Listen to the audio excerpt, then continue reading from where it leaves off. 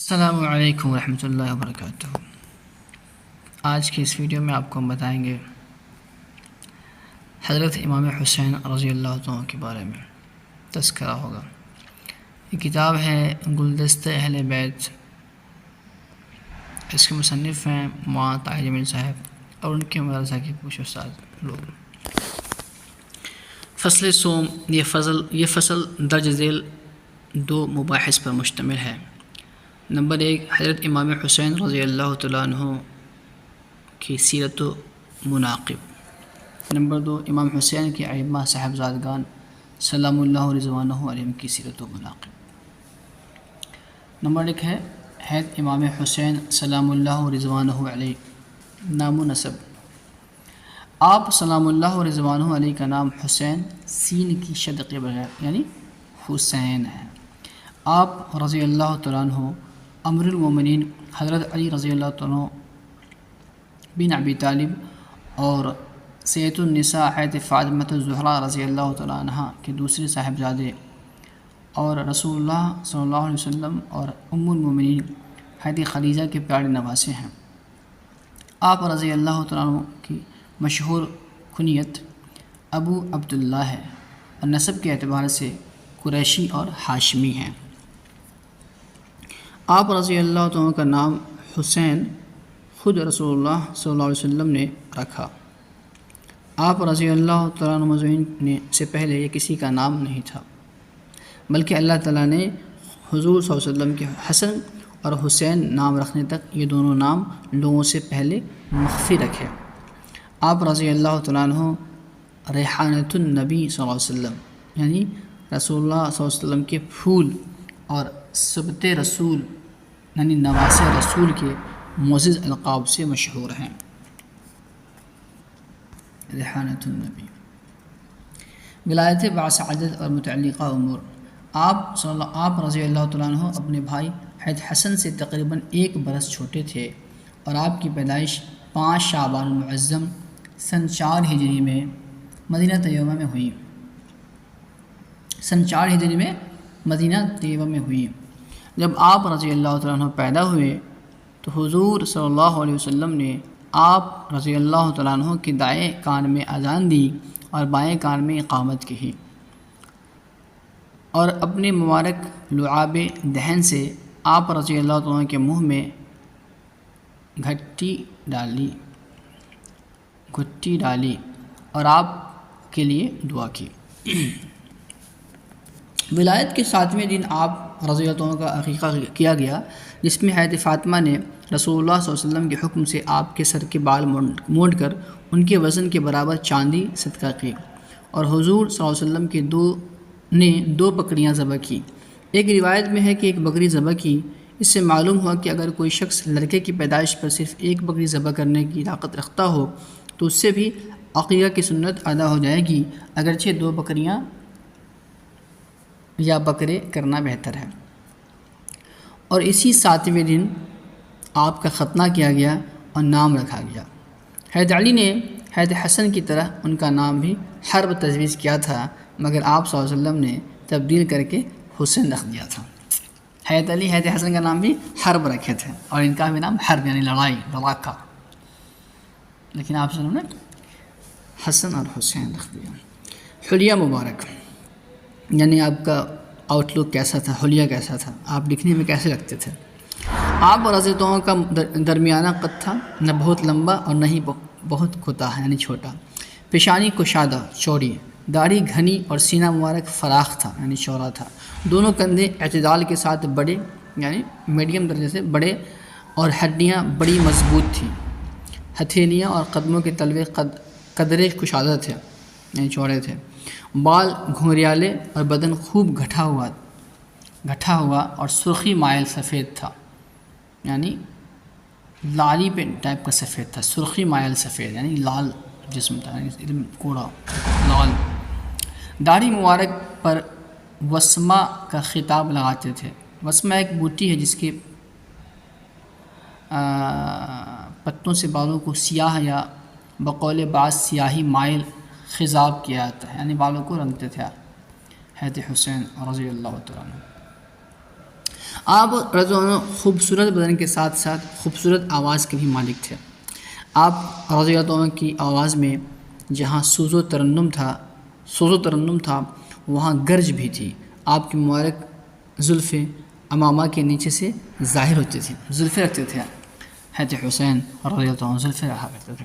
حضرت حسین رنگ و قامت اور تخلیقی اعضاء میں سینے سے لے کر پاؤں تک یعنی اپنے نیچے والے نصف بدن یعنی آدھے بدن میں حضور صلی اللہ علیہ وسلم کے مشابہ تھے، یعنی یوں کہہ سکتے ہیں کہ حضرت حسن کا چہرہ رسول اللہ صلی اللہ علیہ وسلم کے چہرے انور کے مشابہ، اور حضرت امام حسن کا جسم آپ کے جسم اطہر کے مشابہ، امام حسین کا جسم آپ کے صلی اللہ علیہ وسلم کے جسم اطہر کے مشابہ تھا۔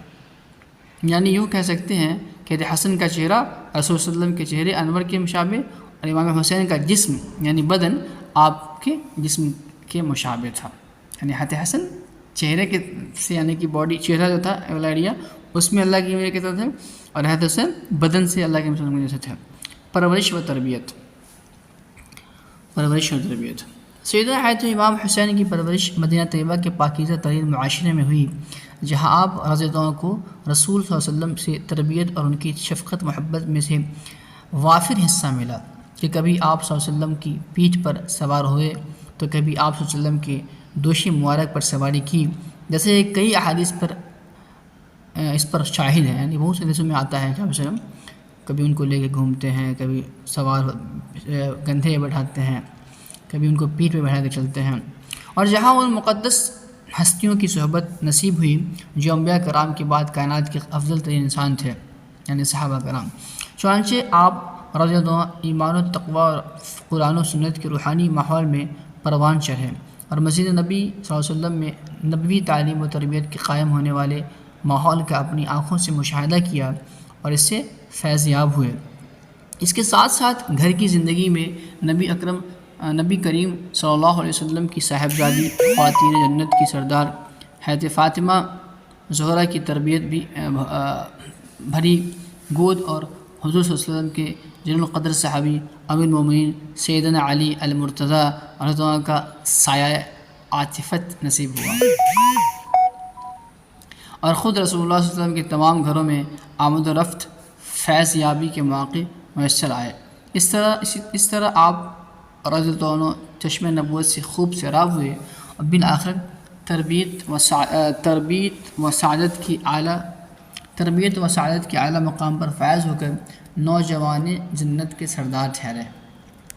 اس طرح سے ایسی تربیت ہوئی اور ایسا مقام پایا کہ جنت کے نوجوانوں کے سردار بن گئے۔ حضرت حسین رسول اللہ علیہ وسلم کے زمانے میں ان کی زندگی کیسی تھی؟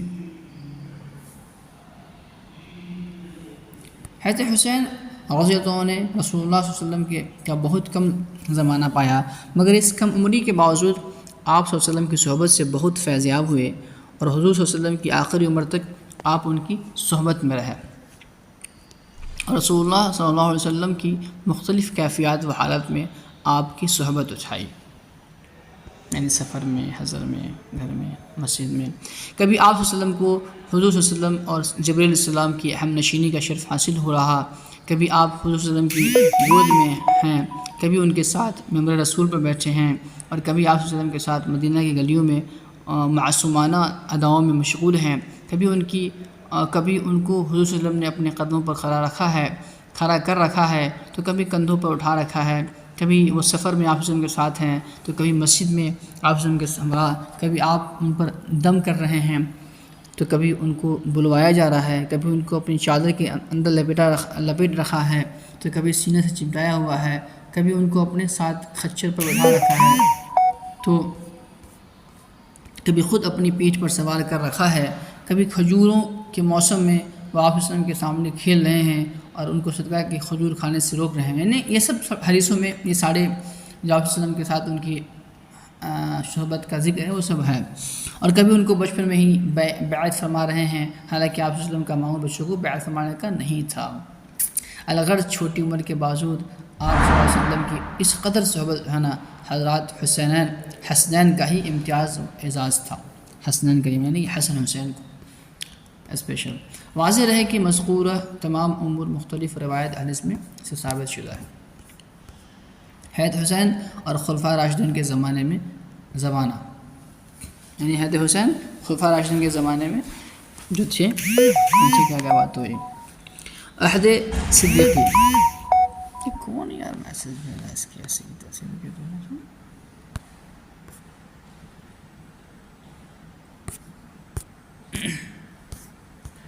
حضرت حسین خلفاء راشدین کے زمانے میں اہل صدیقی، خلیفہ اول حضرت ابوبکر صدیق کے زمانے میں حضرت حسین ابھی بچے تھے، مگر اس کے باوجود حضرت ابوبکر ان کا بہت احترام و تعظیم کرتے تھے۔ چنانچہ خلافت کے صدیقی دور میں حضرت خالد بن ولید کی قیادت میں حیرہ کا علاقہ فتح ہوا، تو حضرت خالد بن ولید نے وہاں سے حضرت صدیق اکبر کی خدمت میں بہت سا مال بھیجا، اس میں فلسان کی خاص قسم کی چادر اور 1000۔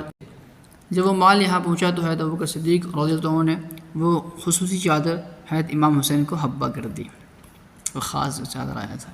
عہد فاروقی، خلیفہ ثانی حضرت عمر فاروق بھی آپ کی کم سنی کے باوجود آپ صلی اللہ علیہ وسلم آپ رضی اللہ عنہ سے حد درجہ محبت اور آپ کا بہت احترام کرتے تھے۔ ایک مرتبہ حضرت عمر نے حضرت حسین سے کہا، پیارے بیٹے، کیا ہی اچھا ہو اگر آپ ہمارے پاس آتے جاتے رہا کریں۔ حضرت حسین فرماتے ہیں، چنانچہ ایک دن میں حضرت عمر کے پاس آیا اور وہ حضرت معاویہ کے پاس تنہائی میں بیٹھے تھے۔ اس وقت اندر جانے کے لیے حضرت عمر کے صاحبزادے حضرت عبداللہ بن ابی رضی اللہ عنہ بھی دروازے پر موجود تھے، چنانچہ اجازت نہ ملنے کی وجہ سے واپس چلے گئے۔ ان کو دیکھ کر میں بھی واپس چلا گیا۔ ارے واہ، خلیفہ تھے، یعنی امیر المومنین تھے اس وقت، اس کی بات ہے۔ پھر بعد میں حضرت عمر سے ملاقات ہوئی تو انہوں نے فرمایا، میں نے کب سے آپ کو دیکھا ہی نہیں، یعنی آپ ہمارے پاس آتے ہی نہیں۔ میں نے کہا، امیر المومنین، میں آیا تھا، آپ اس وقت حضرت معاویہ کے ساتھ تنہائی میں بیٹھے ہوئے تھے، ان کے ساتھ بات ہو رہی تھی، آپ کے صاحبزادے بھی دروازے پر موجود تھے، چنانچہ اجازت نہ ملنے کی وجہ سے واپس چلے گئے۔ ان کو دیکھ کر میں ہی واپس چلا گیا۔ اس پہ حضرت عمر نے فرمایا، انت احق بالاذن من ابن عمر فانما انبت ما ترى في رؤوسنا اللہ ثم انتم۔ آپ تو ابن عمر سے زیادہ حقدار ہیں، آپ ہمارے سروں پر جو عزت ہمارے سروں پر جو عزت آپ دیکھ رہے ہیں، اول تو یہ اللہ نے ہمیں عطا کی ہے، پھر یہ عزت آپ حضرات کے سبب سے ہے۔ سبحان اللہ، یعنی عزت ہم کو ملی ہے وہ اہل بیت سے ملی ہے، آپ کے گھرانے سے تو ملی ہے، آپ کو تو اجازت مل ہی جاتی۔ ملاحظہ، عہد فاروقی میں آپ کی حیات طیبہ کے واقعات میں سے کچھ حضرت حسن کی سیرت اور کچھ باب اول کی فصل سوم کے تحت پیچھے گزر چکے ہیں، وہاں ملاحظہ فرما لیجیے۔ عہد عثمانی، حضرت عثمان کا زمانہ خلافت 11 سال سے زیادہ مدت پر محیط ہے۔ حضرت عثمان نے 11 سال تک خلافت کی ہے۔ ان کے زمانے میں تو حسین سلام اللہ علیہ جوان مرد تھے اور اپنی عملی زندگی میں داخل ہو چکے تھے۔ انہوں نے دنیاوی صاحبزادوں کی طرح گھروں میں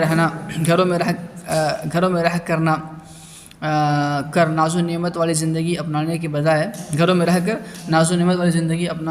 کے بجائے اشاعت دین والی مجاہدانہ زندگی اختیار کی اور کئی جہاد کی، جن کا تذکرہ پیچھے حضرت حسن کی سیرت کے تحت گزر چکا ہے، وہاں ضرور ملاحظہ فرما لیا جائے۔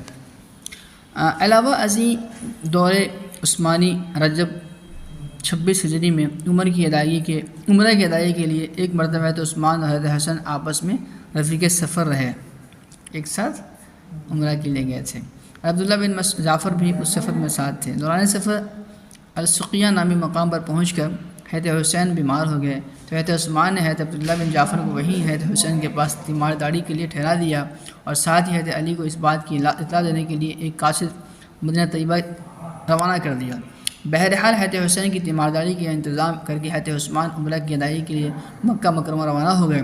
پیچھے سے حضرت علی بن ہاشم کے کچھ لوگ ساتھ لے کر سقیہ مقام پر پہنچ گئے، چونکہ حضرت حسین نے عمرہ کا احرام باندھ رکھا تھا اور اب وہ معذوری کی وجہ سے عمرہ کی ادائیگی سے عاجز تھے، اسے حضرت علی نے وہاں پہنچ کر سب سے پہلے بطور دم جانور ذبح کیا، پھر حضرت حسین کے سر کے بال مڑائے تاکہ ان کا احرام ختم ہو جائے۔ اس کے بعد حضرت علی ان کی تیمارداری میں مشغول ہو گئے۔ ادھر سے حضرت عثمان بھی عمرہ کے بعد وہاں حضرت حسین اور حضرت علی کے پاس پہنچ گئے اور آ کر حضرت علی سے کہا کہ آپ کی تشریف آوری تک میں یہیں حضرت حسین کے پاس ذمہ داری کے لیے ٹھہرانا چاہتا تھا، مگر حضرت حسین نے مجھے قسم دے کر کہا کہ آپ باقی قافلے کی لے کر عمرہ کے لیے چلے جائیں، اس لیے میں چلا گیا اور عمرہ سے فارغ ہو کے پھر یہاں واپس آ گیا۔ یعنی کہ ان کے کہنے پہ بھی گیا، ان کا اتنا احترام تھا کہ نہیں جاتے تھے ان کے بغیر، ہے نا، سبحان اللہ، عالی رسول ہے نا۔ حضرت عثمان کے اخیر زمانے میں حضرت حسین کی عمر مبارک 30 سال سے کچھ اور اوپر ہو چکی تھی۔ حضرت عثمان کی شہادت سے کچھ مدت قبل باغیوں سرپسند لوگوں نے آپ کی گھر کا محاصرہ گھیراؤ کر لیا تھا اور نعوذ باللہ آپ کے قتل کے درپے ہو چکے تھے۔ اس مشکل گھڑی میں حضرت حسن رضی اللہ تعالیٰ عنہ اور حضرت حسین رضی اللہ عنہ اور دیگر کئی حضرات اسلحہ کے ساتھ تیار ہو کر حضرت عثمان کی حفاظت کے لیے ان کے گھر پہنچے، مگر حضرت عثمان کو اپنی وجہ سے مدینہ تو رسول میں خون بہانا کسی طرح گوارا نہ تھا، اس لیے انہوں نے دفاعی کارروائی کے لیے آنے والے ان حضرات کو تاکید سے یہ فرمایا کہ میں آپ لوگوں کو قسم دے کر کہتا ہوں کہ آپ لوگ اسلحہ رکھ دو اور اپنے گھروں کو واپس چلے جاؤ اور وہیں بیٹھ جاؤ، یعنی میری وجہ سے آپ لوگ یہاں میرے گھر کے پاس نہ ٹھہرو باپ۔ یعنی اتنے شریف تھے کہ اور خود کے لیے مطلب اللہ کے رسول صلی اللہ علیہ وسلم کے شہر میں خون بہانا پسند نہیں تھا ان کو کہ لوگ مار تو دیں لیکن ہم کسی کو نہیں ماریں گے، ہے نا۔ ان شہری لوگوں کا یہ گھراؤ ماہ ذی القعدہ 35 ہجری کے آخر سے 18 ذی الحجہ جمعہ کے دن تک جاری رہا، اگرچہ حضرت عثمان نے ان مذکور حضرات کو روک دیا تھا، مگر حضرت حسن و حسین سمیت کئی حضرات اپنی طرف سے ان کی حفاظت کے لیے ان کے گھر کے پاس موجود رہے، لیکن وہ بدبخت باغی گھر کی دیواریں پھاڑ کر اندر گھس آئے اور آپ کو شہید کر دیا۔ انا للہ و انا الیہ راجعون۔ اور اسی جمعہ کے روز حضرت عصر کے بعد آپ نے جام شہادت نوش فرمایا۔ احد مرتضوی اپنے ابا کے زمانے میں حضرت حسین یعنی ابا کے حضرت علی رضی اللہ عنہ کی خلافت کے زمانہ، حضرت علی مرتضیٰ کے امیر المومنین مقرر ہونے کے وقت حضرت حسین کی عمر 31 برس اور سیدنا علی کی شہادت کے وقت عمر عزیز 36 سال ہو چکی تھی۔ خلیفہ بننے کے بعد حضرت علی مدینہ منورہ سے کوفہ آ گئے اور یہیں کوفہ میں ہی دارالخلافہ قائم کر لیا اور پھر یہیں رہنے لگے، تو حضرت حسین بھی جو کہ اب تک مدینہ طیبہ میں رہائش پذیر تھے ان کے ساتھ ہی کوفہ آ گئے۔ ان 5 برس میں حضرت حسین امیر المومنین سیدنا علی کے ساتھ رہے اور اس مدت کے دوران حضرت علی کرم اللہ وجہہ کو جن جنگوں کا سامنا کرنا پڑا ان میں حضرت حسنین اور خاص کر حضرت حسین بھی اپنے والد کے ساتھ شریک رہے ہر جنگ میں۔ چنانچہ جنگ جمل جو 36 ہجری میں پیش آئی اور اس کے بعد پھر جنگ صفین بھی حضرت حسین اپنے والد کے ہمراہ ان جنگوں میں شریک رہے، اور جنگ ختم ہو جانے کے بعد جب ام المومنین حضرت عائشہ صدیقہ نے واپس سے مکہ مکرمہ جانے کا ارادہ کیا تو حضرت حسن و حسین آپ کو احترام اعزاز کے ساتھ رخصت کرنے کے لیے آپ رضی اللہ عنہ کے ساتھ گئے۔ حضرت عائشہ سے جنگ ہوا تھا نا، تو دونوں نواسے گئے تھے ساتھ، حضرت فاطمہ حضرت عائشہ رضی اللہ عنہ۔ جنگ جمل و صفین کے بعد ایک اور جنگ زمانے کے خوارج کے ساتھ پیش آئی تھی، اس جنگ میں بھی حضرت حسین شریک تھے۔ حضرت حسین حضرت علی کی حیات بھر آپ کے ساتھ رہے، پوری زندگی آپ کے ساتھ رہے۔ سیدنا علی نے اپنی آخر عمر میں حضرت حسن اور حسین کو بھی کئی وصیتیں کی، نصیحت بڑھی ہوئی، بالخصوص تقوی، نماز اور روزہ وغیرہ کی وصیت کی۔ پھر جب آپ کو وہیں کوفہ میں شہید کر دیا گیا تو آپ کی تجدید و تکفین کا انتظام بھی حضرت حسن حسین سلام اللہ رضوانہ علیہما نے کیا۔ عبداللہ بن جعفر جو حضرت علی کے بھتیجے تھے بھی ساتھ تھے، حضرت جعفر کے بیٹے۔ پھر جب حضرت حسن نے جنازہ پڑھایا تھا، حضرت حسن نے جنازہ پڑھایا تھا حضرت علی کا۔ حضرت حسین خلافت راشدہ کے بعد کے زمانے میں حضرت علی کی شہادت کے بعد لوگوں نے چند روز ہی میں رمضان 40 ہجری میں حضرت حسن کی ہاتھ پر بیعت خلافت کر لی۔ حضرت حسن صلح پسند انسان تھے، چنانچہ انہوں نے پھر کچھ ماہ بعد ربیع اول 41 ہجری میں حضرت معاویہ سے صلح کر کے ان کے ہاتھ پر بیعت کر لی۔ حضرت حسین نے بھی بیعت کر لی، جھگڑا ختم کر دیا۔ بہرحال حضرت حسن جب تک اپنے دور خلافت کے دوران کوفہ میں رہے، حضرت حسین بھی ان کے ساتھ ہی رہے۔ پھر جب وقت صلح ہو گئی، حضرت ابو معاویہ نے کوفہ سمیت تمام اسلامی شہروں کو سنبھالنا شروع فرما دیا، تو حضرت حسن اور حسین کوفہ کی رہائش چھوڑ کر واپس مدینہ طیبہ آ گئے۔ واپس مدینہ آ گئے۔ جب مدینہ منورہ آئے اس وقت حضرت حسن کی عمر 38 جبکہ حضرت حسین کی عمر 37 برس تھی۔ مدینہ طیبہ پہنچ کر ان حضرات نے پھر یہی رہنا شروع فرما دیا۔ اس قیام کے دوران حضرات حسنین کریمین رضی اللہ عنہ حضرت معاویہ کے پاس آتے رہتے تھے، اور حضرت معاویہ ان کا بہت احترام و اکرام فرماتے اور تحائف و ہدایہ دیتے تھے۔ بعض دفعہ تو اکٹھے 2 لاکھ درہم دے کر بھی ان کی خدمت فرماتے تھے۔ حضرت حسن کے انتقال کے بعد بھی حضرت حسین حضرت معاویہ کے پاس تشریف لاتے رہے، اور حضرت معاویہ ان کا بہت اعزاز و اکرام کرتے اور انہیں تحائف و ہدایہ دیتے۔ اس کے ساتھ ساتھ حضرت حسن اور حضرت حسین کا آپس میں بھی بہت زیادہ محبت تھا۔ ان دونوں بھائیوں نے اکٹھے حج کیا۔ راستے میں انہوں نے بھوک پیاس نے ستایا تو وہاں ایک بڑھیا نے اپنی بکری ذبح کی کر کے ان کی ضیافت کی، یعنی مہمانی کی۔ یہ دونوں بھائی حج کر کے واپس آ گئے۔ پھر کسی موقع پر وہی بڑھیا مدینہ میں آئی تو حضرت حسن نے 1000 بکری اور 1000 دینار سے اس کی خدمت کی۔ پھر وہ حضرت حسین کے پاس آئی تو انہوں نے بھی اپنے بھائی حسن کی دی ہوئی مقدار کے برابر اس کو مال دیا، اور ان دونوں بھائیوں کا ایک دوسرے کے ساتھ گہرا بلکہ عقیدت مندانہ تعلق تھا، حتیٰ کہ ایک موقع پر حضرت حسن نے حضرت حسین سے کہا، میری خواہش ہے کہ آپ کی جرأت و ہمت کا کوئی ذرہ مجھے بھی نصیب ہو جاتا۔ سبحان اللہ۔ حضرت حسن نے حضرت حسین سے کہا، یعنی حضرت حسین بہت زیادہ ہمت اور جرأت والے تھے۔ حضرت حسن نے حضرت حسین سے کہا، میری خواہش ہے کہ آپ کی جرأت و ہمت کا کوئی ذرہ بھی مجھے نصیب ہو جاتا۔ اور حضرت حسین نے حضرت حسن سے کہا، میری خواہش ہے کہ آپ کی فصاحت و بلاغت اور آپ کی قادر الکلام ہونے کا کوئی حصہ بھی میں حاصل ہو جاتا ہے۔ یعنی فصیح اور بلیغ ان کی زبان تھی، باتیں کرتے تھے، بہت اچھے ان والے تھے بڑے۔ بہرحال حضرت حسین کے کوفہ سے مدینہ طیبہ منتقل ہو جانے کے بعد حضرت حسن تو پھر زندگی بھر یہیں مدینہ میں رہے۔ بالآخر 46 سال کی عمر پا کر 49 ہجری میں یعنی 49 ہجری میں انتقال فرمایا اور جنت بقیع میں دفن ہوئے حضرت حسن۔ اور حضرت حسین بھی حضرت معاویہ کے دور تک یہیں مدینہ طیبہ رہے اور اپنے اس قیام کے دوران جہاد میں شرکت فرماتے رہے۔ چنانچہ حضرت معاویہ کے دور میں 51 ہجری میں جبکہ حضرت حسین کی عمر 47 برس تھی، آپ نے جہاد قسطنطنیہ میں شرکت کی۔ اور حضرات امیر معاویہ نے اپنی حیات طیبہ میں ہی نہایت دیانتداری اور نیتی کی بنیاد پر اپنے بیٹے یزید کو اپنا ولی عہد مقرر فرما دیا تھا۔ اپنی وفات سے پہلے آپ نے یزید کو کچھ وصیتیں فرمائیں، ان میں ایک یہ بھی تھی، یعنی انہوں نے بنایا تھا نہایت دیانتداری اور نیک نیتی کی بنیاد پر بیٹے کو، ان کا نیت تو نیک تھا۔ میرے خیال میں اہل عراق حضرت حسین کو تمہارے مقابلے میں ضرور لائیں گے۔ دیکھیے ان کو پتہ تھا یہ عراق والے ایسا کر سکتے ہیں دھوکہ بازی۔ میرے خیال میں اہل عراق حضرت حسین کو تمہارے مقابلے میں ضرور لائیں گے۔ اگر ایسا ہوا اور تمہیں ان پر غلبہ حاصل ہوا ہے تو ان سے درگزر کرنا، یعنی ان کو معاف کر دینا۔ ان کی ہم سے قریب رشتہ داری ہے، اور ان کی رسول صلی اللہ علیہ وسلم سے بھی انتہائی قربت و رشتہ داری ہے۔ اس نسبت سے ہم سب پر ان کا بڑا حق ہے، لہٰذا ان کو اس مقدس نسبت اور عظیم حق کا خیال رکھنا، کچھ کرنا مت ہے نا۔ اگر آ بھی جائیں تم غلبہ پا بھی لو، پھر بھی کچھ مت کرنا، درگزر کرنا۔ مگر حضرت معاویہ کی اس محبت بڑی وصیت کا یزید نے ذرا بھی خیال نہ کیا۔ بالآخر اسی کے ظلم و زیادتی کے نتیجے میں کربلا کی وہ دل دوز واقعہ پیش آیا جس کی تفصیل آ رہی ہے۔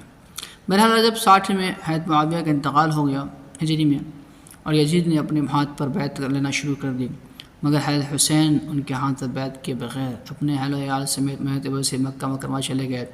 اس وقت آپ کی عمر 56 برس اپنی تکمیل کو پہنچ رہے تھے، 56 برس کے ہو چکے تھے۔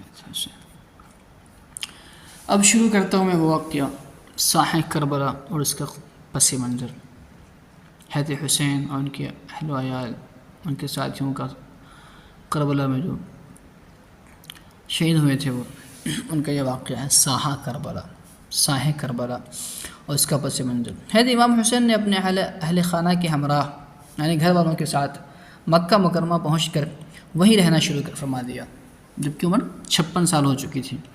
ادھر جب اہل کوفہ کو حضرت معاویہ کی وفات کی خبر ملی اور یہ کہ حضرت حسین اور بعض دیگر حضرات نے بیعت یزید سے یعنی یزید کی بیعت سے انکار کر دیا، تو ان لوگوں نے یکی بعد دیگرے آپ کو کئی خطوط لکھے کہ ہم بھی یزید کے ہاتھ پر بیعت کرنے پر تیار نہیں ہیں۔ سمجھے؟ شروع میں یہ ہوا تھا۔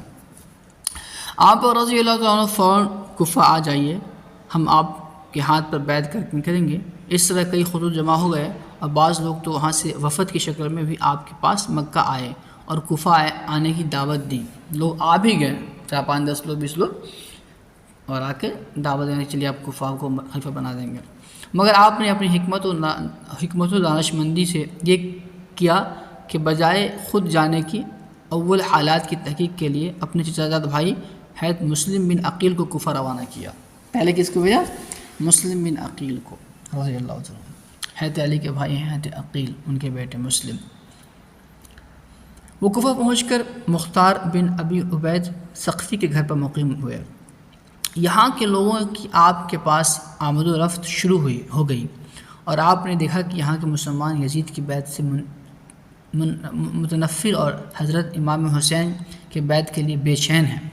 ایسا دیکھا انہوں نے شروع میں۔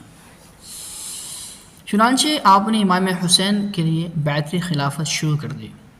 یہ اپنے ہاتھ میں امام حسین کے لیے بیعت شروع کر دی۔ چند روز میں صرف کوفہ سے 18,000 مسلمانوں نے امام حسین کے لیے بیعت کر لیا۔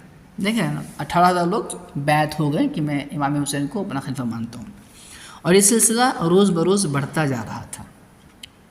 اس صورتحال دیکھ کر مسلم بن عقیل کو اطمینان ہو گیا کہ حضرت حسین اگر یہاں تشریف لے آئیں تو واقعی ایک صحیح و معیاری خلافت قائم ہو جائے گی۔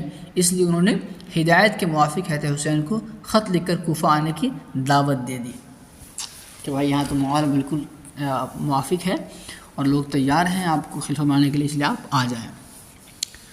لیکن بعد میں یہ لوگ دھوکہ دے دیں گے، اس کا پتہ نہیں تھا۔ مگر اللہ کا کرنا ایسا ہوا کہ خط لکھنے کے بعد یہاں کوفہ میں حالات یکسر بدلنا شروع ہو گئے۔ خط لکھنے کے بعد خط چلا گیا اور اس کے بعد یہاں سے حالات بدلنا شروع ہو گئے۔ یزید کی طرف سے صحابی رسول حضرت نعمان بن بشیر کوفہ کے حاکم تھے اور یہ اہل بیت کے معاملے میں چونکہ ہمدرد اور نرم تھے، اس لیے یزید نے ان کو معزول کر کے بصرہ کے گورنر عبید اللہ بن زیاد کو بصرہ اور کوفہ دونوں کا حاکم بنا دیا۔ پہلے تو نعمان بن بشیر تھے، ان کو ہٹا کے عبید اللہ بن زیاد اس کو بنا دیا۔ اس کو خط لکھا کہ فوراً بصرہ سے کوفہ پہنچ کر مسلم بن عقیل کو گرفتار کر کے قلعے اور قتل کر دے یا کوفہ سے نکال دے۔ باپ رے باپ، یہ حکم دے دیا اس گورنر کو یزید نے۔ جیسے ہی یہ خط ملا تو ابن زیاد اپنے ساتھ مسلم بن عمر باحری اور شریک بن عور کو اپنے ہمراہ لے کر کوفہ کی طرف روانہ ہو گیا۔ کوفہ پہنچتے ہی اگلے روز صبح ہی ابن زیاد نے اہل کوفہ کو جمع کر کے ایک سخت تقریر کی، جس میں اس نے اپنی مخالفت و بغاوت کرنے والوں کو بہت ڈرایا۔ لوگوں کو اتنا ڈرایا گیا، بہت ڈرایا گیا۔ ادھر مسلم بن عقیل جو اب تک مختار بن ابی عبید کے گھر مقیم تھے، ان کو جب ابن زیاد کی اس تقریر کا علم ہوا تو وہ مخبری کے ڈر سے ان کا گھر چھوڑ کر حانی بن عروہ کے گھر آ گیا کہ لوگ بتا دے گا کہ کہاں چھپے ہوئے ہیں۔ تو لوگ تو ڈر گئے تھے آلریڈی نا، جب بادشاہ کی طرف سے ایسا ہوتا ہے۔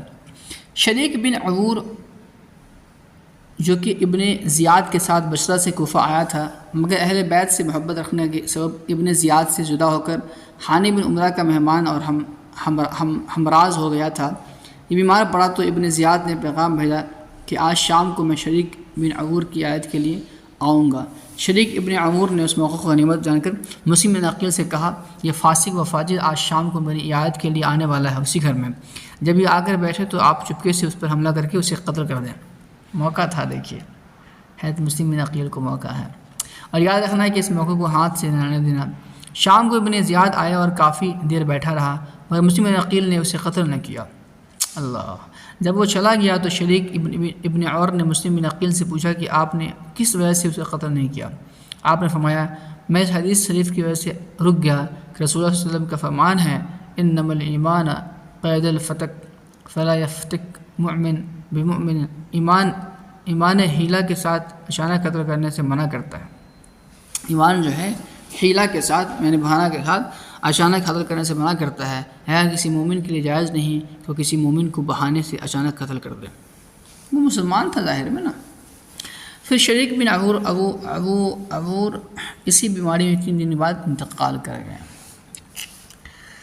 یہاں ایک بات قابل ملاحظہ ہے کہ مسلم بن عقیل کو جس شخص یعنی ابن زیاد کے ہاتھوں اپنی موت سامنے نظر آ رہی ہے کہ جب سے آیا ان کو تلاش کروا رہا تھا، وہ اس طرح ان کے قابو میں ہیں کہ بیٹھے بیٹھے اسے ختم کر سکتے ہیں، مگر اہل حق اور خصوصاً اہل بیت کی ان مقدس ہستیوں کی اتباع سنت دیکھیے کہ اس وقت بھی ان کا ہاتھ نہیں اٹھتا، حالانکہ وہ اس کا جانی دشمن ہے، ملتے ہی ختم کر دے گا، لیکن موقع پا کے بھی نہیں آ سکا۔ یہی اہل حق کی نشانی ہے کہ وہ اپنے ہر اقدام سے پہلے کتاب و سنت کو دیکھتے ہیں۔ کتاب و سنت سے اگر اس اقدام کی اجازت نہ ملے تو اپنی جان تو قربان کر دیتے ہیں، مگر کتاب و سنت کے خلاف کام نہیں کرتے۔ یہ بڑی بات ہے۔ اہل حق جو ہے یا پھر خصوصاً اہل بیت کتاب و سنت کے حساب سے نہیں گزارتے ہیں، بھلے ان کی جان چلے جائے، کوئی پرواہ نہیں۔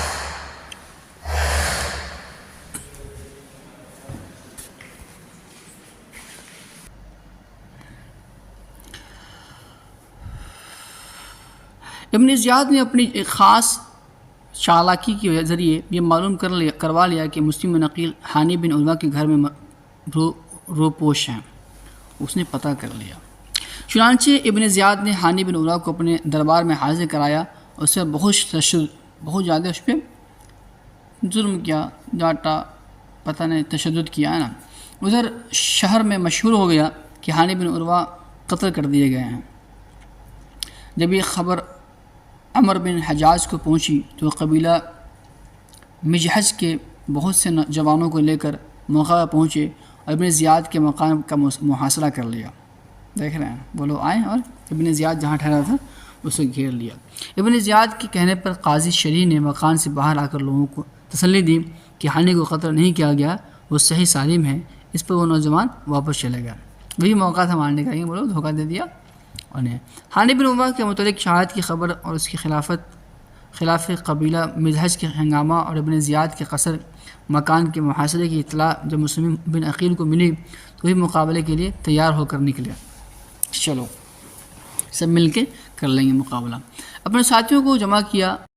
مسلم بن عقیل اور ان کے ساتھیوں نے ابن زیاد کے قصر کا محاصرہ کر لیا۔ ادھر ابن زیاد نے اثر و رسوخ والے لوگوں کو ان محاصرہ کرنے والوں کے پاس بھیج دیا کہ تم جا کر ان لوگوں کو مال و حکومت کا لالچ دے کر یا حکومت سے ڈرا دھمکا کر جس طرح بھی ہو انہیں مسلم سے جدا کر دو، چال چل کے ان کی فوج سے ہٹا دو، ہے نا، مسلم سے جدا کر دو۔ چنانچہ وہ متفرق ہونا شروع ہو گئے، یہاں تک کہ مسلم کے ساتھ صرف 30 آدمی رہ گئے۔ دیکھیں نا، عراق والے بڑے دھوکے باز ہوتے ہیں، بڑے دھوکے باز شروع سے ہیں وہ لوگ، انہوں نے دھوکہ دے دیا۔ جب بھی موقع آیا ہے نا، جب بھی موقع آیا ہے، شروع میں بولتے تھے کہ ساتھ دیں گے، لیکن ذرا سا بھی کچھ ہوا، لوگوں نے حکومت کے ڈر سے بھاگے اور بس 30 آدمی رہ گئے۔ بے وفائی اور دھوکہ دہی کا منظر دیکھ کر مسلم عقیل یہاں سے واپس ابواب کندہ کی طرف چلے۔ جب دروازے پر پہنچے تو دیکھا کہ ان کے ساتھ ایک آدمی بھی نہیں رہا، سب واپس چلا گیا۔ بڑے دھوکے باز ہو گئے ہیں واللہ عراق والے۔ یا کریم یا ربی، کیا ہوگا۔ اب وہ اکیلے رہ گئے تھے، ان کے ساتھ کوئی ایک شخص بھی نہیں تھا جو کم از کم انہیں کوئی راستہ بتاتا، کوئی تسلی ہی دے دیتا اور اپنے گھر میں ٹھکانہ ہی دے دیتا۔ آپ اکیلے ہی اپنے طور پر بس چلے جا رہے تھے۔ اندھیرا چھا چکا تھا اور آپ تنہا کوفہ کی گلی کوچوں میں پریشان پھر رہے تھے کہ اب کدھر جائیں۔ بالآخر ایک گھر کے دروازے پر پہنچ کر دروازہ کھٹکھٹایا۔ ایک عورت باہر نکلی جسے طوعہ کہا جاتا تھا اور وہ اشعت بن قیس کی باندھی تھی۔ مسلم بن عقیل نے اس سے کہا مجھے پانی پلا دو۔ اس نے پانی پلایا۔ وہ دوبارہ گھر سے باہر نکلی تو دیکھا کہ آپ وہیں بیٹھے ہیں۔ اس نے پوچھا تم نے پانی پی نہیں لیا؟ تو اب چلے جانے کی۔ آپ نے کہا پانی پی لیا ہے۔ اس نے کہا تو اب اپنے گھر چلے جاؤ۔ آپ خاموش ہو کر بیٹھے رہے۔ اس نے وہ 2-3 دفعہ ایسے کہا اور آپ اس طرح چپ کر بیٹھے رہے۔ وہ کہنے لگے سبحان اللہ، اللہ کے بندے، اللہ تمہارا بھلا کرے، اٹھو اپنے گھر جاؤ، کیونکہ تمہارا اس طرح میرے دروازے پر بیٹھنا درست نہیں ہے اور نہ ہی میں تمہیں اس کی اجازت دیتی ہوں۔ عورت تھی نا. آپ اٹھے اور اسے کہا اللہ کی بندی اس شہر میں میرا نہ کوئی گھر ہے اور نہ خاندان، تو کیا تم میرے ساتھ کوئی بھلا اور احسان کر سکتی ہو کہ مجھے بے یار و مددگار پردیسی کو کوئی ٹھکانہ دے دو، سنا دو. اس نے کہا کیا مطلب؟ آپ نے کہا انا مسلم بن عقیل.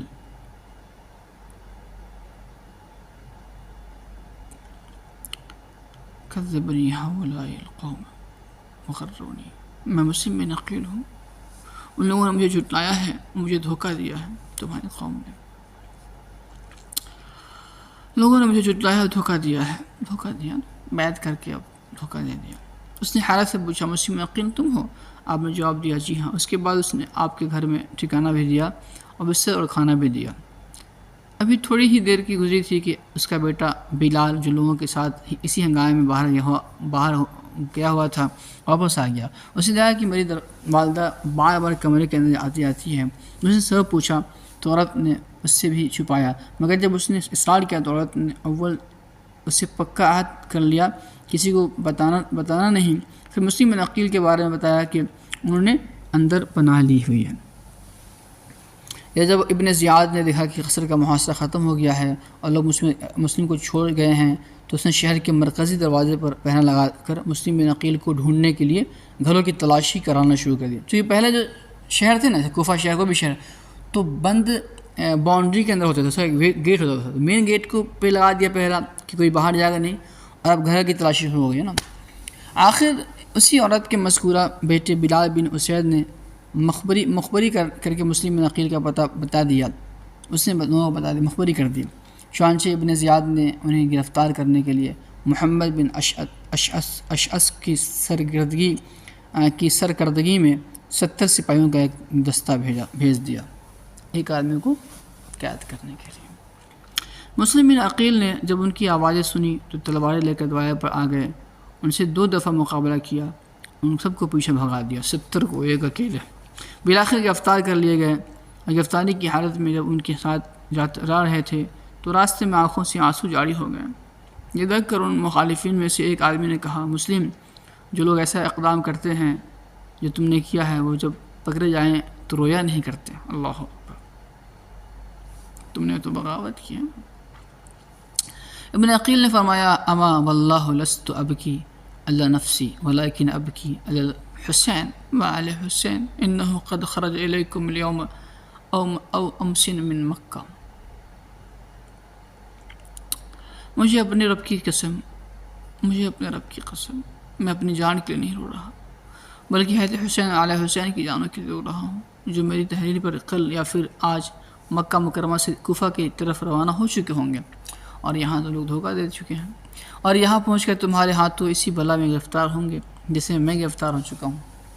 اس کے بعد مسلم کو اپنی ابن زیاد کے پاس پہنچا دیا گیا. ابن زیاد نے حکم جاری کر دیا کہ اسے قصر عمارت یعنی ابن زیاد کے محل کے اوپر والی منزل پر لے جاؤ اور سر کاٹ کے نیچے پھینک دو. اللہ اکبر. سیدنا حضرت مسلم بن عقیل اوپر لے جائے گئے. وہ تسبیح و استغفار کرتے ہوئے اور اوپر پہنچے، اور بدبخت ابن زیاد کے حکم کے موافق ان کو شہید کر کے نیچے ڈال دیا گیا. انا للہ و انا راجعون. ان کے قتل کرنے کے بعد حانی بن عروہ کو بھی بازار میں لے جا کر قتل کر دیا گیا. اللہ اکبر. ابن زیاد نے ان دونوں کے سر کاٹ کر یزید کے پاس بھیج دیے. باپ رے باپ، پہلے ان کا سر. یزید نے شکریہ کا خط لکھا اور ساتھ ہی یہ بھی لکھا مجھے یہ خبر ملی کہ حسین عراق کے قریب پہنچ گئے ہیں، اور اس لیے جاسوس اور خفیہ نمائندے سارے شہر میں پھیلا دو، اور جس پر ذرا بھی حسین کی تائید کا شبہ ہو اس کو قید کر لو، مگر جو شخص تم سے لڑائی پر اتر آئے اس کے علاوہ اور کسی کو قتل نہ کرو. ایسا کہہ دیا کمینے نے. ادھر ہے تو امام حسین کے پاس اہل کوفہ کے 150 خطوط اور بہت سے وفود پہلے پہنچ چکے تھے حضرت امام حسین کے پاس. پھر مسلم بن عقیل نے وہاں کے 18,000 مسلمانوں کی بیعت کی خبر کے ساتھ ان کو کوفہ کے لیے دعوت دے دی، تو حضرت حسین نے کوفہ جانے کا عزم کر لیا.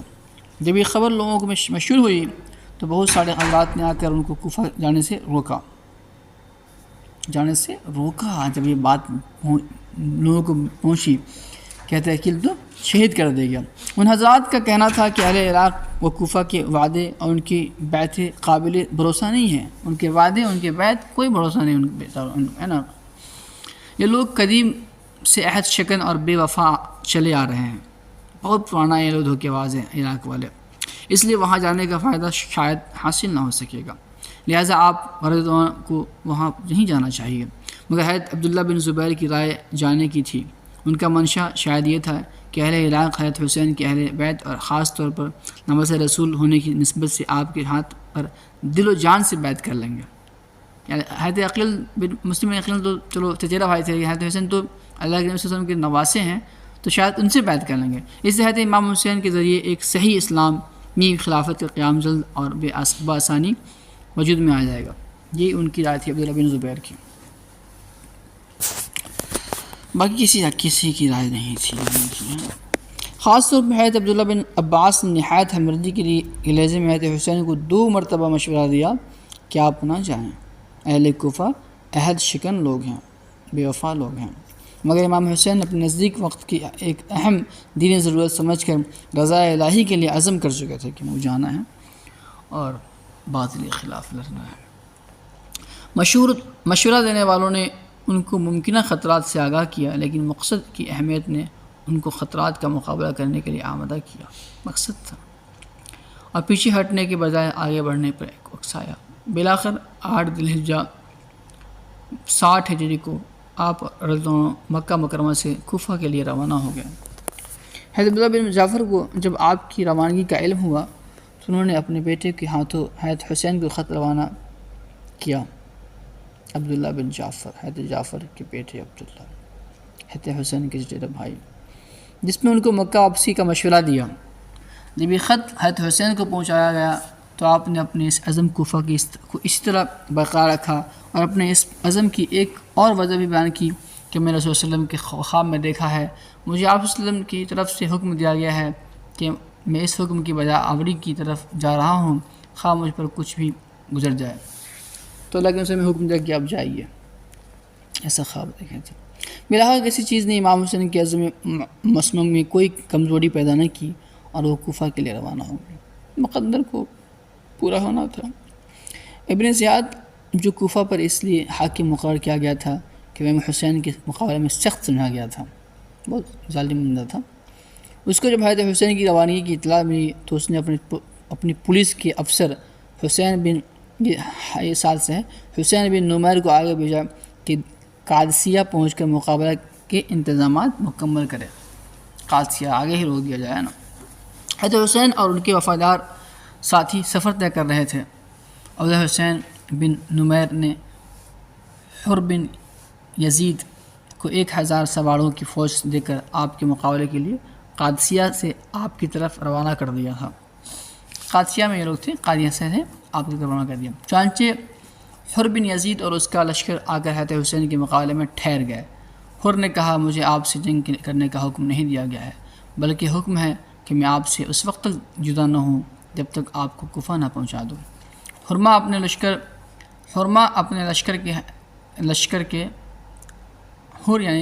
کے ساتھ حضرت حسین کے ساتھ چلتا رہا۔ اسی اثر میں حضرت حسین نے ایک اہم تقریر کی جو سفر کوفہ کی غرض واضح کرتی ہے۔ چنانچہ آپ نے حمد و ثنا کے بعد فرمایا یا ایھا الناس ان رسول اللہ صلی اللہ علیہ وسلم قال من رعى سلطانا جائرا مستحلا لحرم اللہ ناکثا لعہد اللہ مخالفا لسنت رسول اللہ صلی اللہ علیہ وسلم يعمل في عباد الله بالإثم والعدوان فلم يغير ما عليه بفعل ولا قول كان حقا على الله أن يدخله مدخلا ألا وإن هؤلاء قد لزموا طاعة الشيطان وتركوا طاعة الرحمن وأظهروا الفساد واعتلوا الحدود واستعثر بالفيء وحلوا حرام الله وحرموا حلاله۔ اے لوگوں، ترجمہ ہے، مجھے عربی آتی نہیں اتنی اچھی، اللہ تعالیٰ معاف کرے۔ اے لوگوں، رسول اللہ صلی اللہ علیہ وسلم نے فرمایا ہے کہ جو شخص کسی اپنے ظالم بادشاہ کو دیکھے جو شخص کسی ایسے ظالم بادشاہ کو دیکھے جو اللہ کے حرام کو حلال سمجھے اور اللہ کے عہد کو توڑ دے، وہ ایسا جو یہ یزید کر رہا تھا، پوری سرکشی کر رہا تھا، پوری تمام طرح گناہ کر رہا تھا نا، جو اللہ کے حرام کو حلال سمجھے اور اللہ کے عہد کو توڑ دے، سنت رسول صلی اللہ علیہ وسلم کی مخالفت کرے، اللہ کے بندوں کے ساتھ گناہ اور ظلم عدوان کا معاملہ کرے، اللہ کے بندوں کے ساتھ ظلم ذاتی کا معاملہ کرے، اور یہ شخص اس بادشاہ کے ایسے افعال و اعمال دیکھنے کے باوجود کسی قول یا فعل سے اس کی مخالفت نہ کرے، کسی قول یا فعل سے اس کی مخالفت نہ کرے، تو اللہ تعالیٰ کے ذمے ہے کہ اس کو بھی اس ظالم بادشاہ کے ساتھ اس کے ٹھکانے یعنی دوزخ میں پہنچا دیں۔ تو سمجھیے وہ بھی اس ظالم بادشاہ کے ساتھ ساتھ ہے، چونکہ آپ اس کا کچھ مخالفت نہیں کریں، تو آپ اس سے راضی ہیں، اس کے سارے عمل سے، تو لہٰذا جو ہے مخالفت کرنا ضروری ہے زبان سے یا فعل سے۔ اور آپ کو یہ بھی معلوم ہے کہ یزید اور اس کے امراء حکام نے شیطان کی پیروی کو اختیار کر رکھا ہے، رحمان کی اطاعت کو چھوڑ رکھا ہے، یعنی کہ تمام گناہوں میں اور شیطانی کاموں میں پڑا ہوا ہے، اور اللہ کی اطاعت کو چھوڑ دیا ہے، زمین میں فساد پھیلا دیا ہے، حدود الہیہ کو معطل کر دیا ہے، اسلامی بیت المال کو اپنی ملکیت سمجھ لیا ہے، اور اللہ کے حرام کو حلال اور حلال کو حرام ٹھہرا رکھا ہے، اللہ اکبر، اپنے فعل سے۔ اس کے بعد پھر اسی مضمون پر مشتمل قدر مفصل تقریر کی۔ یہ دونوں لشکر جب قائم نینوا تک پہنچے، مقام نینوا جو عراق میں ہے، نینوا تک پہنچے، وہ دونوں کوفہ کی طرف آ رہا ہے، ان کا لشکر بھی یہ لشکر۔ تو ابن زیاد کی طرف سے ایک قاصد حر بن یزید کے پاس اس کا ایک خط لایا، جس میں لکھا تھا، جس وقت تمہیں میرا یہ خط ملے تو حسین پر میدان تنگ کر دو، یعنی راستہ بند کر دو، اور ان کو کھلے میدان کے سوا کسی پناہ کی جگہ میں نہ اترنے دو، اسے میدان کی طرف لے جاؤ جہاں پانی نہ ہو، اللہ اکبر، سایہ نہ ہو، ہے نا، جہاں پانی نہ ہو۔ پیچھے ابن زیاد نے عمر بن سعد کو 4000 فوج کے ساتھ مقابلہ کے لیے بھیج دیا، اور عمر بن سعد کو یہ حکم بھی دیا کہ حسین اور ان کے ساتھیوں پر پانی بالکل بند کر دو۔ یہ واقعہ حضرت امام حسین کی شہادت سے 3 دن پہلے کا ہے۔ اللہ اللہ، ظلم پر ظلم یہ ہوا کہ دریائے فرات کا وہ پانی جو انسانوں اور جانوروں ہر ایک کے لیے جاری تھا، رسول صلی اللہ علیہ وسلم کے گھرانے پر بالکل بند کر دیا گیا، یہاں تک کہ جب یہ حضرات پیاسے بےتاب ہو گئے تو حضرت حسین نے اپنے بھائی عباس بن علی کو، حضرت علی کے بیٹے ہیں عباس دوسرے ماں سے، حضرت عباس بن علی کو 30 سوار اور 30 پیادوں کے ساتھ پانی لانے کے لیے بھیج دیا، مقابلہ کر کے پانی لانا تھا۔ پانی لانے پر عمر بن سعد کی فوج سے مقابلہ بھی ہوا، مگر بالآخر 20 مسکیزیں پانی کے بھر لائے، الحمدللہ۔ اس کے بعد حضرت حسین کی عمر بن سعد سے ملاقات ہوئی تو آپ نے ان سے فرمایا کہ ہمارے بارے میں آپ 3 صورتوں میں سے کوئی اختیار کر لو، اللہ اکبر، میں جہاں سے آیا ہوں وہیں واپس چلا جاؤں،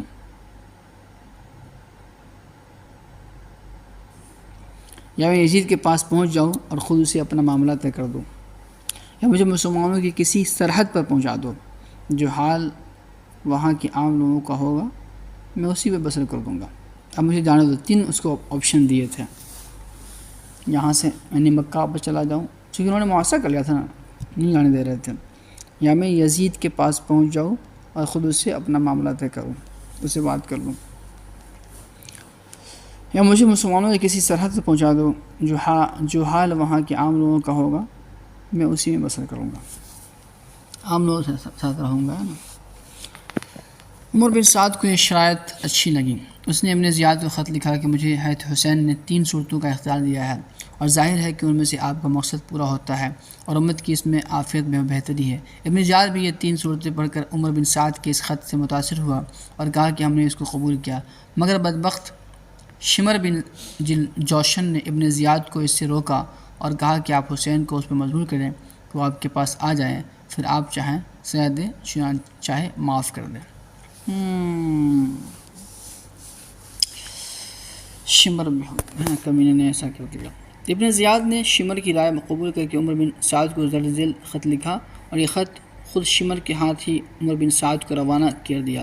اما بعد، میں نے تمہیں اس لیے نہیں بھیجا کہ تم جنگ سے بچو یا ان کو مہلت دو یا ان کی سفارش کرو، سنو، اگر حسین اور ان کے ساتھی میرے حکم پر صلح کرنا اور میرے پاس حاضر ہونا چاہتے ہیں تو ان کو صحیح سالم یہاں پہنچا دو، ورنہ ان سے جنگ کرو یہاں تک انہیں قتل کر دو، مسلح کر دو، یعنی نعوذ باللہ ان کی ناک کان ہاتھ پاؤں کاٹ دو، باپ رے باپ، کیونکہ اس کے مستحق ہیں، اللہ اکبر، نعوذ باللہ۔ پھر قتل کے بعد ان کو گھوڑوں کی ٹاپوں اور اسے رون ڈالو، اگر تم نے ہمارے اس حکم کی تعمیل کی تو تم کو ایک فرمانبردار کی طرح انعام ملنے لگا، اگر اس کی تعمیل نہیں کرتے تو ہمارے لشکر کو فوراً چھوڑ دو اور چارج شمر کے سپرد کر دو، والسلام۔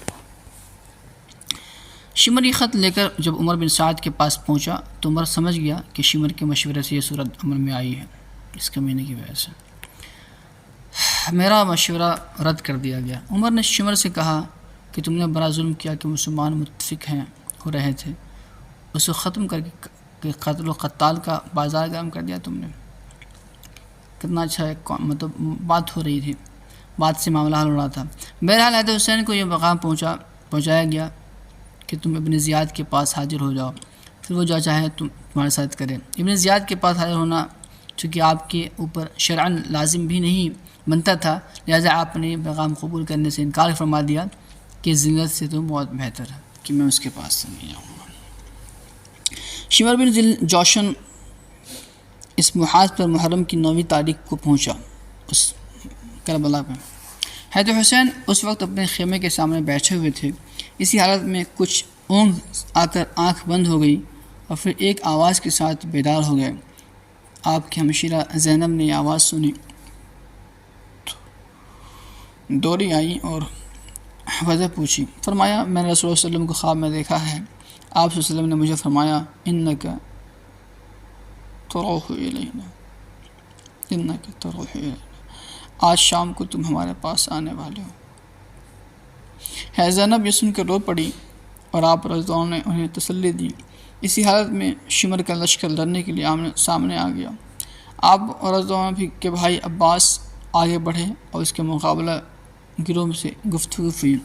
اس نے اسی وقت بلا ملحمت جنگ کا اعلان سنایا۔ حضرت عباس نے آ کر حضرت حسین کو اطلاع دی۔ حضرت حسین نے فرمایا ان سے کہو کہ آج کی رات جنگ ملتوی کر دو تاکہ آج رات میں وصیت اور نماز و دعا استغفار کر سکوں۔ شمر اور عمر ابن سعد نے ان لوگوں سے مشورہ کرنے کے بعد مہلت دے دی اور واپس ہو گئے۔ حضرت امام حسین نے اپنے اہل بیت اور ساتھیوں کو جمع کر کے ایک لمبی تقریر کی، جس میں یہ بھی فرمایا میں سمجھتا ہوں کہ کل ہمارا آخری دن ہے،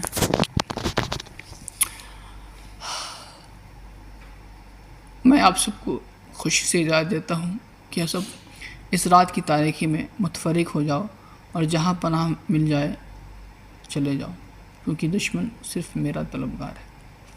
آپ سب کو اجازت ہے کہ آپ لوگ چلے جائیے، چھپ جائیے، ہاں نکل جائیے،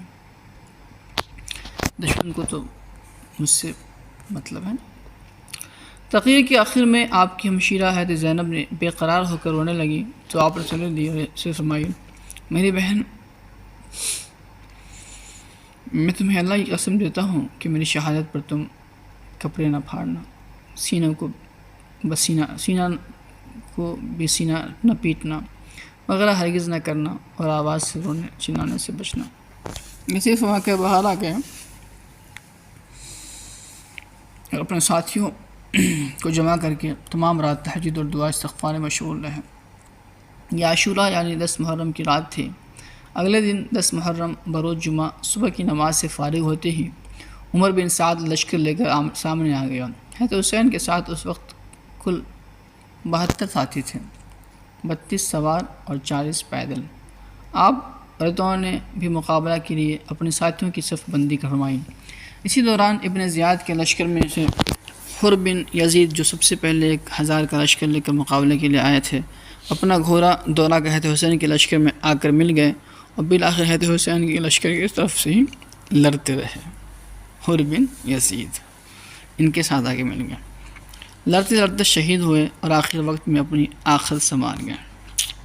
اس کی طرف سے آئے تھے لیکن ان کی طرف سے لڑ گیا، حکومت کی طرف سے آئے تھے۔ حضرت جنگ سے پہلے دشمن کی فوج کو مخاطب کر کے ایک درد انگیز اور دلوں کو ہلا دینے والی تقریر کی، جس کی ابتدا چند اہم باتیں درج ذیل ہیں۔ اس وقت جنگ سے پہلے ایک خطاب کر رہے ہیں، اے لوگو تم میرا نسب دیکھو، میں کون ہوں، سب کو کہہ رہے ہیں، پھر اپنے دلوں میں نگاہ ڈالو، کیا تمہارے لیے جائز ہے کہ تم مجھے قتل کر دو، میری عزت پر ہاتھ ڈالو؟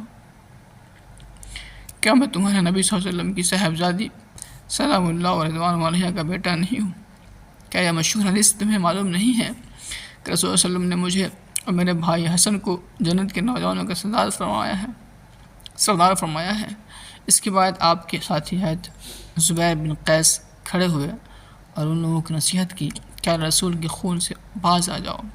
آخر میں حضرت زبیر نے یہ بھی کہا کہ ظالموں اب بھی ہوش میں آ جاؤ، فاطمہ سلام اللہ رضوان علیہ کا بیٹا سمیہ کے بیٹے ابن زیاد سے زیادہ محبت اور اکرام کو مستحق ہے۔ جب گفتگو طویل ہونے لگی تو بدبخت شمر نے پہلا تیر ان پر چلا دیا، اس کے بعد تیر اندازی کا سلسلہ شروع ہو گیا۔ پھر خمسان کی جنگ ہوئی، آخر ظہر کی نماز کا وقت ہو گیا، اور اس وقت تک حضرت حسین کے اکثر ساتھی شہید ہو چکے تھے۔ حضرت امام حسین نے فرمایا، مروہم فلیکفوا عن القتال حتی نصلی، ان سے کہو کہ جنگ ملتوی کرو یہاں تک کہ ہم نماز پڑھ لیں۔ اس پہ مخالفت کے ایک آدمی نے کہا، تمہاری نماز تو قبول ہی نہیں ہوتی ہے۔ جواب میں حضرت حبیب بن مطہر نے فرمایا، افسوس ہے، کیا تمہاری نماز قبول ہوگی اور رسول کی قبول نہیں ہوگی؟ جب ان لوگوں نے حضرت حسین کو نماز پڑھنے کی اجازت نہ دی تو آپ نے اپنے چند ساتھیوں کے ساتھ صلاۃ الخوف کے مطابق ظہر کی نماز ادا فرمائی۔ نماز کے بعد پھر اسی طرح جنگ چلتی رہی۔ اس میں حضرت حسین کے بڑے صاحبزادے حضرت علی اکبر یا شعر پڑھتے ہوئے آگے بڑھے، انا علی بن حسین بن علی نحن ورب البیت اولل بن نبی، میں علی ہوں، حسین بن علی کا بیٹا ہوں، رب کا قسم ہم صلی اللہ علیہ وسلم سے قریب تر ہیں۔ کم وقت مرہ بن منقد نے ان کو تیر مار کر گرا دیا۔ پھر کچھ اور بروقت آئے بڑھے ان کی لاش کے ٹکڑے کر دیے۔ حضرت حسین سامنے آئے اور کہا، میرے بیٹے، اللہ تعالیٰ اس قوم کو برباد کرے جسے تجھے قتل کیا ہے۔ یہ لوگ اللہ پر اور اس کے رسول پر کے حرم پر کتنے جرأت مند ہیں، یہ لوگ اللہ پر اور اس کے رسول کے حرم پر کتنے جرأت مند ہیں۔ لہذا اس کے بعد ان کی لاش اٹھا کر خیمے کے پاس پہنچا دی گئی، اور قبیلے ازد کے عمر بن سعد بن نفیل نے حضرت قاسم بن حسن کے سر پر تلوار ماری، وہ گرے، ان کے منہ سے نکلا، یا اماں، یا اماں، اے چچا جان۔ تو حضرت حسین نے دوڑ کر ان کو سنبھالا اور عمر ازدی پر تلوار سے حملہ کیا، کوہنی سے اس کا ہاتھ کٹ گیا۔ حضرت حسین اپنے اس بھتیجے قاسم کی لاش کو اپنے کندھے پر اٹھا کر لائے، اپنے بیٹے اور دوسرے اہل بیت کے برابر لٹا دیا۔ حضرت حسین تقریباً تنہا اور بے مددگار رہ گئے، لیکن ان کی طرف بڑھنے کی کسی کو ہمت نہیں ہوئی۔ اس طرح بہت دیر تک کہیں یہی کیفیت رہی کہ جو شخص آپ کی طرف بڑھتا اس طرح لوٹ جاتا اور حضرت امام حسین کے قتل اور اس کے گناہ کو اپنے سر پر لینا چاہتا تھا۔ یہاں تک کہ قبیلہ کندہ کا ایک بدبخت مالک بن نصیر آگے بڑھا، حضرت حسین کے سر پر تلوار سے حملہ کیا، جس سے آپ کا سر مبارک شدید زخمی ہو گیا اور ٹوپی خون سے بھر گئی۔ اب حضرت حسین تھک چکے تھے، اپنے خیمے کے دروازے پر تشریف لائے اور اپنے چھوٹے صاحبزادے عبداللہ کو بلایا، اپنی گود میں بٹھا لیا، پھر ان کو اپنے قریب کر کے چومنے لگے، جیسے کوئی الوداع کرتے وقت حضرت کے ساتھ چومتا ہے۔ اتنے میں قبیلہ بنی اسد کے ایک شخص ابن موقد النار نے اس معصوم بچے کو ایک تیر مارا، جس نے انہیں ذبح کر ڈالا اور وہ شہید ہو گیا۔ حضرت حسین ان کا خون اپنے ہاتھوں میں لیا اور اسے آسمان کی جانب انڈیل دیا، عرض کی، اے میرے رب، تو ہی ان ظالموں سے ہمارا بدلہ لے لے۔ اس وقت حضرت حسین کی پیاس حد کو پہنچ چکی تھی، اب پانی پینے کے لیے دریائے فرات کی طرف بڑھے تو ظالم اس میں بھی رکاوٹ بنے۔ جب آپ دریا کے قریب ہوئے تو حسین بن نمیر نے آپ کے منہ پر نشان کر کے تیر مارا، جو سیدھا آپ کو لگا، اور ہائے افسوس، اس مبارک منہ سے خون جاری ہو گیا جس کو اللہ کے وسلم چوما کرتے تھے۔ اس کے بعد شمر 10 آدمی ساتھ لے کر حضرت حسین کی طرف بڑھا کہ عمر بن سعد نے شمر کو لشکر کے بائیں حصے کا امیر مقرر کر دیا رکھا تھا۔ آپ کی جب اس پہ نظر پڑی تو فرمایا اللہ اور اس کے رسول سچ فرماتے ہیں۔ رسول صلی اللہ علیہ وسلم نے فرمایا تھا کأنی انظر الی کلب ابقى بلغ فی دماء اہل بیتی، گویا میں ایک دھبے دار جسم والے کتے کو دیکھ رہا ہوں کہ میرے اہل بیت کا خون پی رہا ہے۔ بدبخت شیمہ کو برس کی بیماری تھی جسم پر سفید دھبے بن جاتے ہیں۔ حضرت حسین شدید پیاس اور اپنے زخموں کے باوجود ان کا دلانہ مقابلہ کر رہے تھے، اور جس طرح بڑھتے تو یہ لوگ ایسے بھاگتے نظر آتے تھے جیسے شیر کے آنے سامنے بکریاں بھاگتی ہیں۔ اہل تاریخ نے کہا کہ یہ ایک بے مثل واقعہ ہے، جس شخص کی اولاد اور اہل خانہ قتل کر دیے گئے ہوں، خود اس کے شدید زخم لگے ہوئے ہوں، وہ شدت پیاس کے باوجود پانی کے ایک ایک قطرے سے محروم ہو، اس حالت میں اس طرح ثابت قدمی سے مقابلہ کر رہا ہے جس طرح رخ کرتا ہے مسلح سپاہی بھیڑ بکریوں کی طرح بھاگنے لگتے ہیں۔ شیمہ نے جب یہ دیکھا کہ حضرت حسین کو قتل کرنے سے ہر شخص بچنا چاہتا ہے تو آواز دی کہ سب مل کر اکٹھے حملے کرو۔ اس سے بہت سے بدنصیب آگے بڑھے، نیزوں اور تلواروں سے ایک دم اکٹھا حملہ کیا، اور رسول صلی اللہ علیہ وسلم کے صاحبزادے اور اس وقت کے روئے زمین کی سب سے عظیم ہستی نے ظالموں کا دلیرانہ مقابلہ کرتے ہوئے حق کی خاطر جان دے دی اور شہید ہو گئے۔ انا للہ و انا الیہ راجعون۔ شمن نے خلا بن یزید سے کہا کہ ان کا سر کاٹ لو، اور آگے بڑھا مگر ہاتھ کانپ گئے۔ پھر بدبخت سینار بن انس نے یہ کام انجام دیا اور سر مبارک کاٹ کر بدن سے الگ کر دیا۔ بدبخت ابن زیاد کا حکم تھا کہ قتل کے بعد لاش کو گھوڑوں کی ٹاپوں سے رونا جائے۔ عمر بن سعد نے چند سواروں کو حکم دیا کہ انہوں نے یہ بھی کر ڈالا، اس طرح بروز جمعہ آنے والی قیامت سے پہلے ہی 61 ہجری 10 محرم کو بروز جمعہ قیامت صغریٰ قائم ہو گئی۔ جب دیکھا گیا تو حضرت حسین کی لاش پر 33 زخم نیزوں کے اور 34 زخم تلواروں کے تھے، تیروں کے زخم ان کے علاوہ تھے۔ حضرت حسین اور عام اہل بیت کے قتل کے سے فارغ ہو کر یہ ظالم لوگ آپ کے چھوٹے صاحبزادے علی اصغر جنہوں نے بعد میں زین العابدین کے نام سے مشہرت پائی کی طرف متوجہ ہوئے۔ شمع نے ان کو بھی قتل کرنا چاہا تو انہیں کہ ایک آدمی حمید بن مسلم نے کہا سبحان اللہ، کیا ہم ایسے نومل لڑکے کو قتل کریں گے جو مریض بھی ہے اور جنگ میں بھی اس نے حصہ بھی نہیں لیا۔ شمع نے چھوڑ دیا۔ عمر بن سعد آگے اور کہنے لگا کہا نہ کوئی ان عورتوں سے خیموں کے پاس جائے اور نہ اس مریض کو کچھ کہے۔ جنگ کے اختتام پر مقتولین کی تعداد شمار کی گئی تو حضرت حسین کے ساتھیوں میں 72,000 شہادت سے سرفراز ہوئے۔ وہیں کربلا کے قریب ہی قبیلہ بنو اسد کی آذریہ نامی ایک بستی تھی، وہاں کے لوگوں نے آ کر حضرت حسین اور ان کے ساتھیوں کو ایک روز بعد دفن کیا، چنانچہ حضرت حسین کا بدن مبارک وہیں میدان کربلا کے اندر ہی مدفون ہے، اور عمر بن سعد کے لشکر کے 88 سپاہی مارے گئے۔ عمر بن سعد نے خود ان کی نماز جنازہ پڑھ کر انہیں دفن کرا دیا۔ خولی بن یزید اور حمید بن مسلم ان حضرات کے سر لے کر کوفہ روانہ ہوئے اور ابن زیاد کی سامنے پیش کیا۔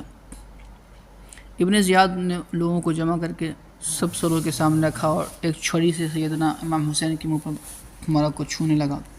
ہمیں دیکھ کر وہاں موجود صحابہ رسول حضرت زید بن ارقم سے تڑہانا گیا اور بول اٹھے کہ چھری ان متبرک ہونٹوں کے اوپر سے ہٹا لے، قسم ذات کے سوا کوئی معبود نہیں ہے۔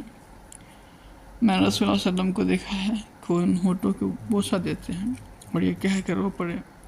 ابن زیاد نے کہا کہ اگر تم بوڑھے نہ ہوتے تو میں تمہاری گردن بھی اڑایا تھا۔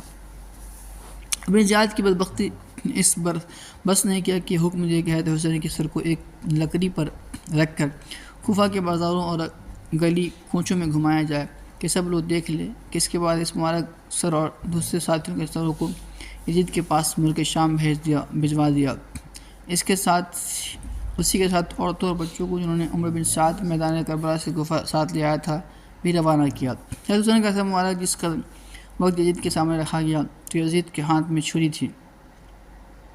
تھی۔ اس چھری کو آپ کے دانتوں پر لگانے لگا۔ حضرت ابو برزہ اسلمی وہاں موجود تھے۔ انہوں نے کہا اے یزید، تو اپنی چھری حضرت حسین کے دانتوں پر لگاتا ہے، اور میں نے رسول صلی اللہ علیہ وسلم کو دیکھا ہے کہ ان کو بوسہ دیتے تھے۔ اے یزید، قیامت کے روز تو آئے گا اور تیری شفاعت ابن زیاد ہی کرے گا، اور سیدہ حسین آئیں گے تو ان کی شفیع حضرت محمد مصطفیٰ ہوں گے۔ یہ کہہ کر ابو برزہ مجلس سے باہر چلے گئے۔ یزید نے اس کے بعد اہل بیت کی اس مقدس خاتون کو گھر میں اپنی عورتوں کے پاس بھیج دیا اور حکم دیا کہ علی اصغر کو اور ان کی عورتوں کو مستقل مقام میں رکھا جائے، الگ گھر میں۔ پھر کچھ روز بعد یزید نے ان کی اہل بیت اطہار کو بحفاظت واپس دیا۔ حضرت حسین اور اس کی خاتون کے قتل کی خبر مدینہ میں پہنچی تو مدینہ میں کوہرام مچا۔ مدینہ کے در و دیوار رو رہے تھے، اور جب خاندان اہل بیت کی باقی ہستیاں مدینہ طیبہ پہنچی تو مدینہ والوں کے زخم از سر نو تازہ ہو گئے۔ حضرت حسین کے سر مبارک کو بھی یزید نے مدینہ منورہ میں اپنے مقرر کردہ گورنر عمر بن سعید کے پاس بھجوا دیا تھا۔ اس نے سر مبارک کو حضرت فاطمہ کے پہلو میں جنت بقیع میں دفن کر دیا تھا۔